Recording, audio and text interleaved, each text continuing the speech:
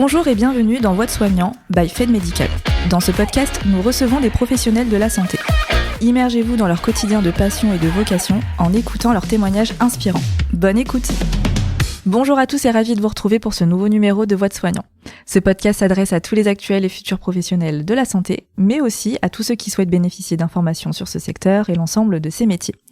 Je suis Maëva Ramsaï, chef de projet Content Marketing chez Fed Group, et j'ai le plaisir d'accueillir aujourd'hui Gwendoline Hertel, infirmière puéricultrice, qui nous parlera de son parcours et de son ancien quotidien. Bonjour Gwendoline. Bonjour Maëva. Alors, est-ce que vous pouvez revenir sur votre parcours pour devenir infirmière puéricultrice ? Alors j'ai fait 3 ans d'études pour être infirmière, donc 3 ans qui sont précédés d'un concours d'entrée. Et après ces 3 ans d'études, j'ai entamé une nouvelle année de spécialisation pour être infirmière puéricultrice, qui aussi passe par un concours. Okay. Donc ça fait 4 ans d'études en tout. Et au bout de ces 4 années d'études, je suis partie donc dans le milieu hospitalier pour travailler. Et aujourd'hui, je suis directrice de crèche. D'accord. Donc pendant ces années d'exercice, comment c'est un petit peu régulé votre quotidien ? Est-ce que vous pouvez m'en dire un peu plus ? Alors sur mes années d'exercice à l'hôpital, j'ai travaillé aussi bien auprès de l'adulte qu'auprès de l'enfant. D'accord. J'ai fait de la chirurgie un peu polyvalente, c'est-à-dire que je travaillais dans un service où on accueillait des patientes qui venaient faire de la chirurgie gynécologique, des patients qui venaient pour de la chirurgie gastro-entérologie, des chirurgies esthétiques et donc aussi des chirurgies liées à tout ce qui est fertilité.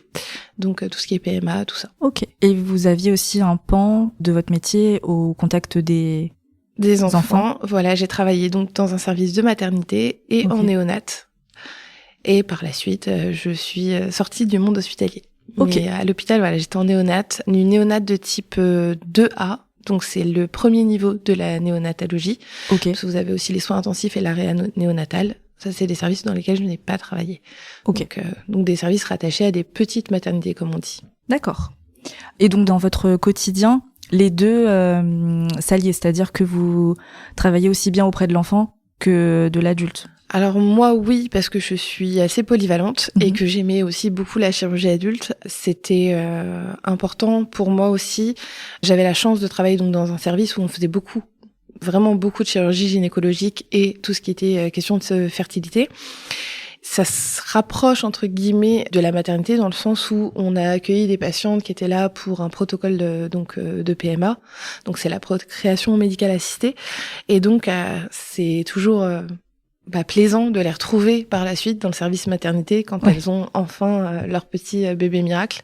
Donc ça, c'est quand même une joie dans ce service. Et c'est aussi toujours intéressant d'en apprendre sur le corps d'une femme pour pouvoir après l'accompagner aussi quand elle a ses enfants plus tard. Ok. Et donc vous avez exercé dans le privé ? Oui. Ouais. Dans le privé, essentiellement dans le privé. D'accord. J'ai pas travaillé dans le public. Ok. Alors ça peut aussi être une bonne transition sur votre quotidien. Comment était-il ? Comment vous travaillez auprès des patients ? Alors une journée type dans un service de chirurgie, par exemple, c'est on accueille les patients quand ils arrivent pour tout ce qui est le côté préopératoire. Donc on va les accueillir, on va les installer dans leur chambre, leur expliquer comment va se passer la chirurgie, donc les préparer aussi pour descendre au bloc. Il y a donc tout un process à respecter, pas mal d'administratifs aussi parce que du coup il y a pas mal de consentements à récupérer, réexpliquer aussi aux patients qui ont besoin. Et après les patients vont au bloc, se font opérer, ils remontent du bloc et là vraiment ça commence, c'est la suite opératoire où là l'infirmière elle a tout son rôle, où elle va surveiller, prendre soin de son patient en refaisant les pansements, vérifier que le patient se porte bien suite à l'opération. Pendant les 12 premières heures, on passe très très régulièrement en chambre. Déjà les 6 premières heures, on passe toutes les heures. Ok. Et voire plus si le patient ne va pas bien, par exemple. Et les 6 heures d'après, on va passer toutes les 2 heures et on va espacer comme ça jusqu'à ce que le patient aille très bien. Et à J+1 de l'opération, généralement, le patient remange correctement, se lève. Voilà, on s'occupe des premiers levés, on s'occupe de refaire les pansements. le médecin passe en chambre. Enfin, en tout cas, là, moi, je travaillais, c'était comme ça. Donc, on les accompagne dans leur tournée, on fait les pansements et en fonction des protocoles des médecins. On administre aussi les médicaments parce que c'est aussi quand même douloureux, une opération. Donc voilà, on fait ce suivi-là jusqu'à la sortie du patient, qui peut être alors dans un service ambulatoire, là où j'ai aussi travaillé, ça va être le même jour, donc quelques heures après l'opération. Et puis dans un service de chirurgie dit normal, ça va être soit le lendemain, soit à J2, J3, J4, en fonction de l'opération. Forcément, il y a des opérations qui sont plus légères entre guillemets que d'autres. Donc moi j'ai travaillé avec des patients qui restaient entre 1 et 5 jours à peu près. Ok, voilà. Donc oui, assez court. Et est-ce que du côté plus maternité néonate, il y a des similitudes avec les soins que vous pouvez prodiguer ou alors en maternité oui, quand on a des patientes qui ont eu une césarienne. Oui. Donc là ça reste comme une opération c'est une opération. Ouais. Donc ça reste similaire aux cicatrices par exemple que je traitais quand j'étais en chirurgie gynécologique. Donc là ça va être la même surveillance qu'une patiente en gynéco. Pour les femmes qui accouchent par voie naturelle, par voie basse, forcément, la surveillance n'est pas la même, mais il y a toujours une surveillance aussi. Donc, finalement, le rôle de surveillance, il est toujours là. L'administration des médicaments, elle est toujours là aussi. Là où c'est plus riche, on va dire, c'est ce côté où on n'a pas un seul patient à traiter, mais on en a 2 parce que y a un bébé dans la chambre et que c'est ce duo mère-enfant dont il faut s'occuper. Et donc, il va y avoir toute la question de l'allaitement, par exemple, pour les femmes qui allaitent, ou même quand c'est pas un allaitement, justement, de l'accompagnement aussi. Souvent, on tombe sur des mamans, c'est leur premier enfant, donc elles sont un peu perdues, elles ont besoin de savoir. Même les mamans dont c'est pas le premier enfant, des fois, juste se rappeler que le bébé faisait que 50 cm, et quand on en a un qui a 3 ans, par exemple, c'est plus compliqué. Donc voilà, c'est un autre travail d'accompagnement, d'éducation, finalement, à la parentalité. On est vraiment dans l'accompagnement. Oui, et beaucoup de pédagogie aussi, j'imagine. Et puis prendre aussi, ce qui est très important, c'est chaque patient est différent, bien sûr, mais c'est aussi prendre le patient dans sa globalité et c'est pas juste ce patient-là vient pour je sais pas, disons des varices, donc c'est pas juste traiter la varice, la jambe, c'est traiter tout le patient et tout ce qu'il y a autour, c'est-à-dire ses angoisses, ses inquiétudes, la famille qui peut être inquiète et qui peut appeler. Ça peut être intéressant aussi de prendre le temps. Enfin, c'est pas intéressant, mais il faut prendre le temps d'accompagner tout le monde. Dans la mesure du possible aussi, avec les moyens qu'on a. C'est pas forcément évident tout le temps de passer plus de 15 minutes dans une chambre. Mais voilà, il faut être présent et accompagner les patients. Et en maternité encore plus, parce que on a aussi tout le chamboulement hormonal qu'il peut y avoir. Et donc, il faut le gérer. Et puis, toutes les inquiétudes. Enfin, je connais pas une seule maman qui n'avait pas d'inquiétude en maternité. Et j'en ai eu plein, des mamans qui ont accouché quand même. Et elles sont toutes inquiètes à un moment ou à un donné. Il y a celle qui va être très à l'aise avec le bain, et puis celle qui va être angoissée pour une couche, ou voilà. Il y a toujours une question, il y a toujours un besoin. Et c'est pour ça qu'on est là. Eh ben, c'est une très bonne transition, parce qu'effectivement, là, vous m'aviez dit tout à l'heure que vos patients peuvent rester sur une courte durée. Mais là, vous me dites que vous arrivez quand même à être dans votre rôle d'accompagnatrice et un peu de guide. Comment vous faites pour créer du lien avec les patients quand ils ne restent pas très longtemps avec vous ? Je pense que ça commence dès le début, en fait. Dès l'entrée dans le service. Peu importe que ça soit une entrée en urgence, que ça soit une entrée programmée. Voilà, on sait que on va accueillir tel patient, on prend le temps déjà qui se présente, parce que il y a aussi tout un protocole de surveillance de l'identité du patient. Donc forcément, il y a des questions qui sont posées, il y a un échange qui se crée. Et après, je pense que il faut avoir un don d'empathie et qui doit être décuplé. Oui, voilà, c'est important d'avoir de l'empathie, bien plus que dans plein d'autres métiers. Il faut savoir écouter sans juger. écouter sans interrompre la personne. Il faut rassurer les personnes. C'est vrai que des fois, on a la même question qui est redondante dans les 14 chambres qu'on a fait dans la matinée, parce que voilà, c'est 14 fois la même question. Mais il faut pouvoir prendre le temps aussi bien au patient numéro 1 qu'au patient numéro 14, parce que le patient numéro 14 ne peut pas se dire il y en a eu 14 avant, tant pis. Et leur expliquer, prendre le temps de répondre à chaque question, déjà, ça crée un lien de confiance. Si on tombe sur quelqu'un qui est pressé, on peut pas créer un lien de confiance. Quelqu'un qui va avoir le temps de se poser dans la chambre et discuter même 5 minutes, c'est important. Oui, ça fait la différence. Voilà. Ouais. Parce que ça aussi, c'est la contrainte de ce métier, c'est qu'on n'a pas le temps. On court après le temps. De toute façon, on court tout le temps. Et c'est peut-être ça le plus important, c'est réussir quand même, malgré cette course, de pouvoir trouver ne serait-ce que 5 minutes pour rester avec le patient, lui expliquer et répondre à ses questions. Et être disponible. Okay. L'écoute active, ça c'est important. Ben là, vous m'aviez dit que ça faisait aussi une petite contrepartie ce temps. Est-ce que il y a quand même des avantages à travailler auprès des patients en tant qu'infirmière ? Ce qui est magique, pour moi, ce que je trouve magique, c'est on tombe. En fait, les chirurgies sont les mêmes. C'est-à-dire que faire une opération de l'appendicite, ça va être la même pour 99% des gens.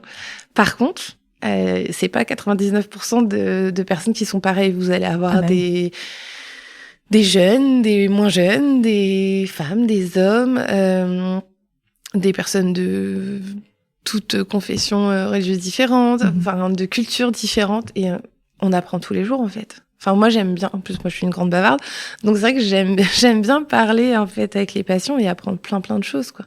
Ouais, en fait, c'est la richesse des profils que vous rencontrez. Oui, voilà, c'est ça. C'est un échange humain, c'est une richesse humaine. Moi, j'ai un beau souvenir en maternité. J'étais tombée sur une maman. Elle était, je crois que c'était son 6e ou 7e enfant. C'était une maman d'origine africaine.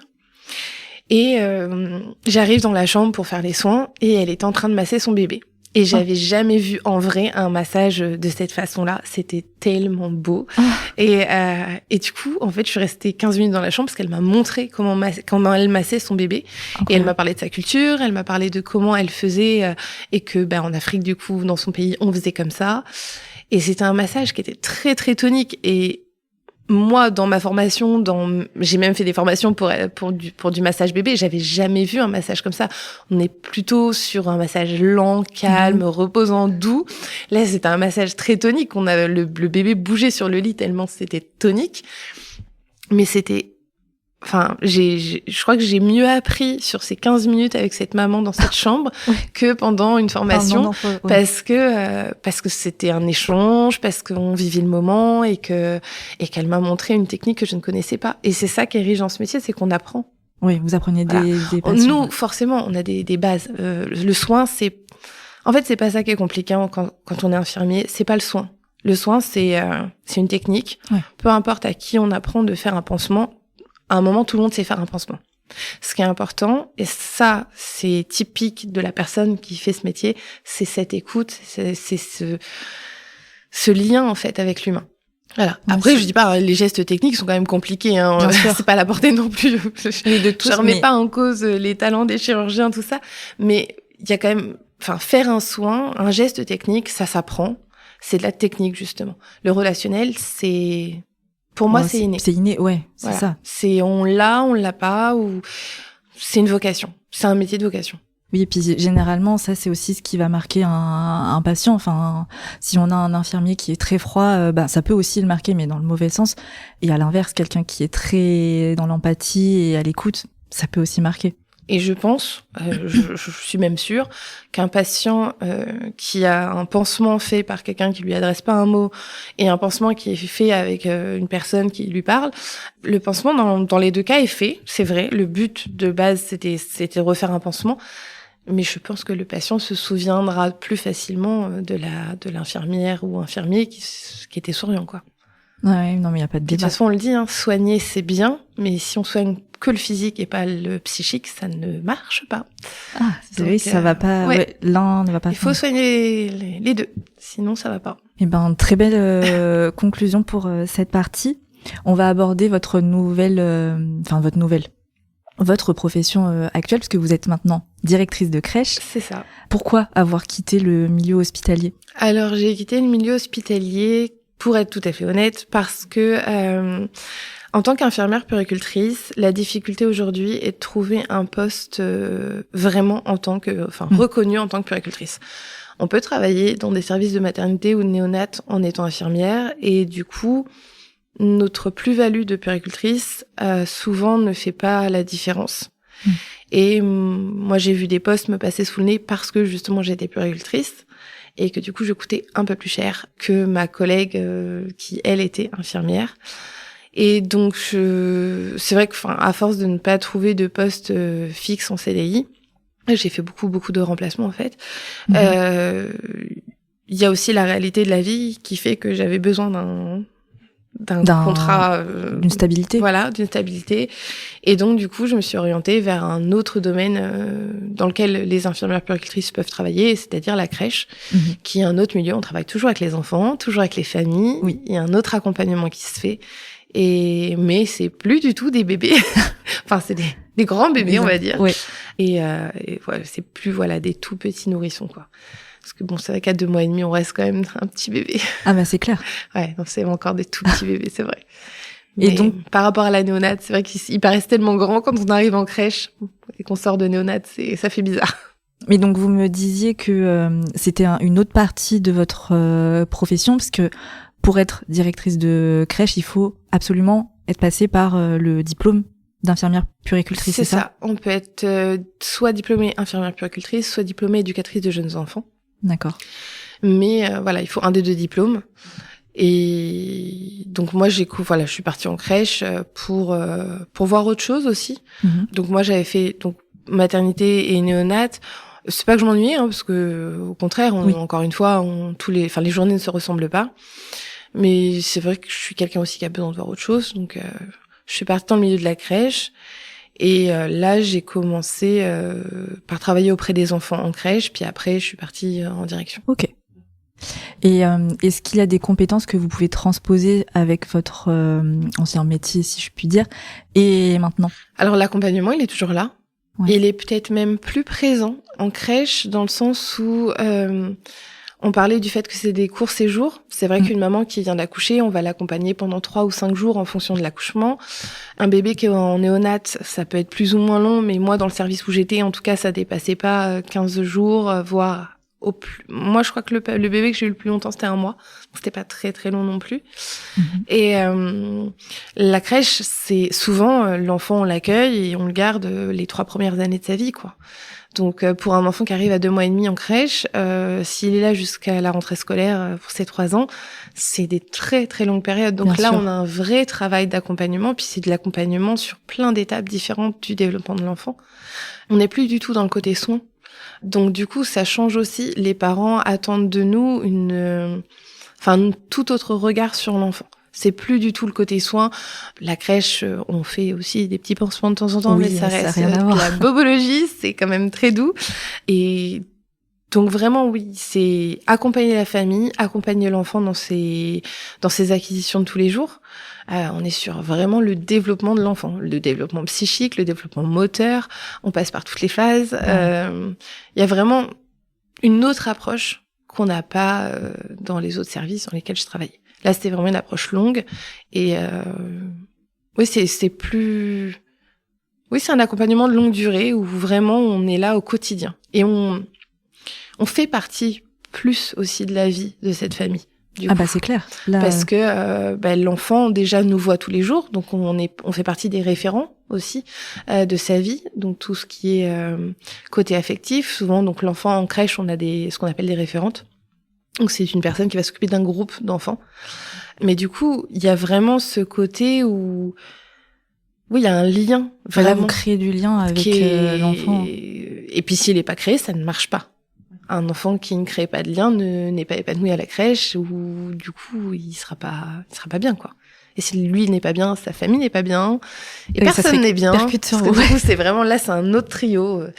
On était sur un trio soignant, famille, enfant quand j'étais à l'hôpital. Là, c'est un trio on n'est plus des soignants, mais on est des voilà, c'est la crèche. Moi, j'appelle ça des accompagnants pédagogiques. Et voilà, la famille, et puis la famille au sens large, parce que là, du coup, la fratrie est vraiment aussi en lien. On prend plus en compte la fratrie. On la prend aussi en compte à l'hôpital, mais on la prend plus en compte. Puis il y a aussi des fois le cercle plus large, les grands-parents, les nounous, parce qu'il y a tout le monde qui vient à la crèche chercher l'enfant aussi. Donc voilà, on connaît plus de choses aussi. Vous êtes un peu plus au cœur de la famille que à l'hôpital ou en clinique. Ouais. C'est ça. Ok. L'épisode touche à sa fin. Quels sont vos conseils pour les étudiants qui aimeraient exercer en puériculture ou aller en crèche? Oui. Déjà, je pense que ça serait bien que dès le stage de 3e, on puisse laisser entrer les élèves dans les hôpitaux, dans les crèches. Alors dans les crèches, c'est un peu plus facile maintenant, mais en tout cas dans les hôpitaux, ça l'est pas encore bien. Oui, dans certains hôpitaux. Je pense que ça pourrait être intéressant pour qu'ils puissent voir déjà le cœur du métier. Et puis l'avantage, c'est que c'est une formation qui permet beaucoup de stages, donc du coup de voir aussi plein de services, donc de savoir ce qui nous plaît et ce qui nous plaît pas. Moi, ce que je pourrais dire, voilà, si vous vous plaisez pas dans un service, changez. Il y a énormément de possibilités quand on est à l'hôpital, donc ça peut être bien, parce que peut-être qu'on n'est pas bien en chirurgie, mais qu'on sera très à l'aise en néphrologie, par exemple.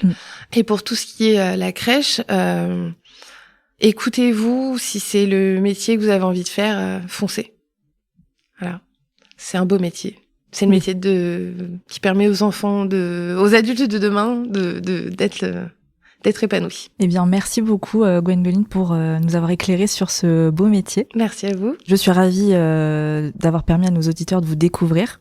Et pour ma part, je vous donne rendez-vous pour un prochain épisode. À bientôt.